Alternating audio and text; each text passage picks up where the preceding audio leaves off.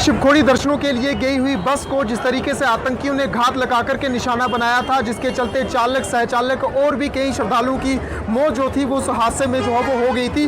मेरे साथ जो है वो इस समय ओनर मौजूद हैं गाड़ी के, और काउंटर, यही वो काउंटर है जहां से कटरा से जो है वो शिवखोड़ी प्रतिदिन बस जो थी वो जाया करती थी। इसी काउंटर से उन श्रद्धालुओं की बुकिंग हुआ करती थी और वो बस जो थी वो यहीं से डेली रूटीन वाइज जो थी वो शिवखोड़ी और कटरा के बीच अप एंड डाउन जो थी वो किया करती थी। ओनर मेरे साथ इस समय मौजूद हैं और भी कई सारे ओनर यहाँ पर मौजूद है। ये सहमे हुए हैं, यहाँ से जो हो गाड़ी प्रतिदिन शिवखोड़ी बेचते हैं। क्या कुछ इनकी मांग है, कब चालक के साथ इनकी लास्ट बात हुई थी, वो जानने की हम पूरी कोशिश करेंगे। सर, अब आप अपना नाम बताएं, यहाँ से कितनी गाड़ियाँ जो है वो डेली रूटीन शिवखोड़ी जाती हैं? सर जय माता दी। सर मेरा नाम रंजीत सिंह है और मैं जो जम्मू बनिहाल जो बस की जो बुकिंग होती है वो हमारी एजेंसी, हमारी बनिहाल ग्रुप के थ्रू ही होती है। तो सर जैसे कि रोज़ ही वो जाता था, रोज़ ही हमसे मिलता था। वो बड़ा अच्छा लड़का था। वो रोज़ ऐसे हमारे पास बैठता था, पूछता था कि आज बुकिंग हुई कि नहीं हुई। रोज़ अच्छा, नेचर का ही बहुत अच्छा था वो। तो जिस प्रकार जैसे वो कल परसों गया, तो जिस प्रकार उसके ऊपर हमला हुआ, जैसे आतंकवादियों ने जो घात लगा के उसके ऊपर जो हमला किया है, इसकी मैं पाकिस्तान की बड़े कड़े शब्दों में वर्णना करता हूं कि ये जिन्होंने घात लगा के जो कायरतापूर्वक जो हमला किया, जुर्म किया है, ये तो निंदनीय है। ओनर भी है बस के, ओनर जिस बस को निशाना आतंकियों ने बनाया था उसके ओनर भी मेरे साथ मौजूद है। आपकी लास्ट बात कब हुई थी अपने ड्राइवर के साथ? सर मेरी कोई 6 बजे के करीब मिगी फोन आया क्योंकि असें कोई हादसा होया शिवखोड़ी रोड।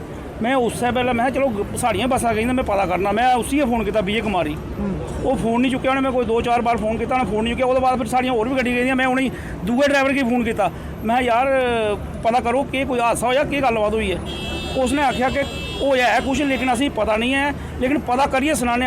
क्योंकि फिर मैं दूई गड्डी ले गया, उन्हें आख्या है अगे कोई फायरिंग हुई है, उसके बाद गड्डी थले नाले चली है, पूरा पता नहीं है, मैं पता करिए सनाना। मैं बार बार फोन करता रहा, जिन्हें भी मतलब मेरे लिंक चाहे मैं सारे ही फोन किया, भी उन्हें लास्ट में सनाया है गड्डी जी है फायरिंग हुई है, मिलिटेंट फायरिंग की, गड्डी थले चली है। उसके बाद गड्डी जो थले डिगी है, उसके बाद वो थोड़े चिर बाद जिल्लै आए गड्डियां ले, जिन्ने भी ड्राइवर कनैक्टर निक्कियां गड्डियां ले जां जो भी जेह्ड़े लोकल हे बेचारे, वो थल्ले आए, उन्हें बंदे कड्ढना शुरू कीते। उन्हें मिगी फोन किया मुड़े ने, ड्राइवर ने, कि भाई थोड़ा कनैक्टर जेह्ड़ा ओह्दी डैथ हुई है। मैं बीजे कुत्थे है, बीजे का पता करो। बीजे में फोन करा घैंटी आ, लेकिन चुक्का नहीं हो।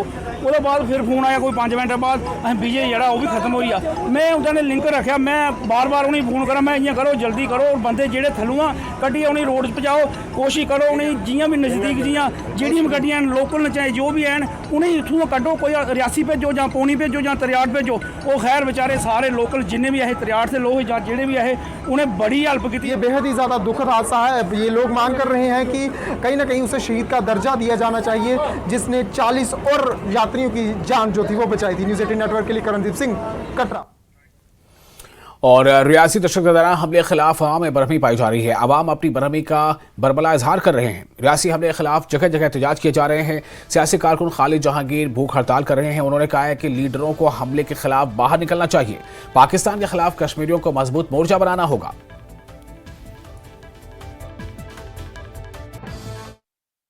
इस वक्त हमारे साथ खालिद जहांगीर साहब हैं, जो कि पेशे से ऑथर हैं, राइटर हैं और जर्नलिस्ट भी हैं। रियासी में जो हमला हुआ है, जिसमें 9 लोगों की जान चली गई है और 2 दर्जन से ज़्यादा लोग घायल हैं, जिनका इलाज चल रहा है, इसको लेकर के ये हंगर स्ट्राइक पर हैं आज और प्रोटेस्ट कर रहे हैं। सीधे उनसे बात करते हैं। ये सब बताएं, किन बातों को लेकर आपकी नाराज़गी है? नाराज़गी नहीं है, बड़ा मन दुखी होता है कि पाकिस्तान की आज भी वही पॉलिसी है कि वो कश्मीरियों को, जम्मू के निवासियों को 1000 कट्स देना चाहते हैं। परसों जो उन्होंने एक टेरर अटैक में हमारे जम्मू के निवासियों के ऊपर हमला किया, ये कंडेनेबल है। मेरा आज यहाँ पे आना ये इसलिए आया हूँ मैं कि मैं चाहता हूँ कि कश्मीरी ट्रेड यूनियन हो, जो भी किसी सनद से जुड़े हुए हो, हमें अपनी जंग खुद पाकिस्तान के खिलाफ लड़नी है। हमें किसी का इंतज़ार नहीं करना चाहिए अब, क्योंकि पाकिस्तान चाहता है कि कश्मीरी को हमेशा जिल्लत मिले, कश्मीरी भूखे रहे।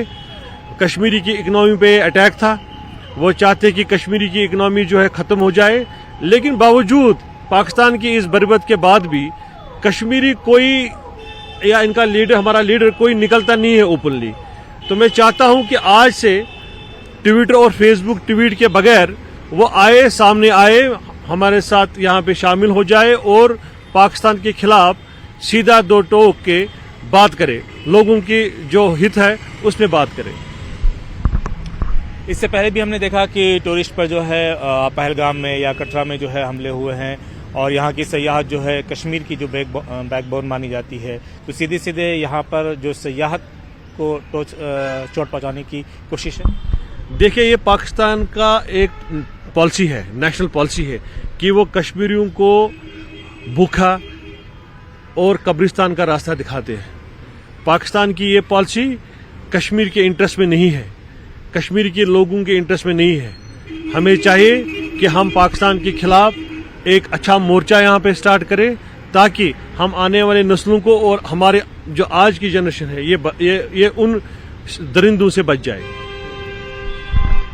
पॉलिटिकल पार्टियों से आपकी क्या अपील है?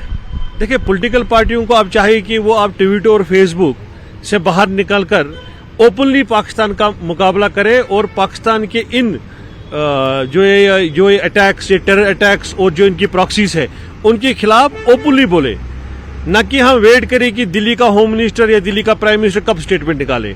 यह हमारी जंग है और हमें ही इस जंग के खिलाफ लड़ना चाहिए।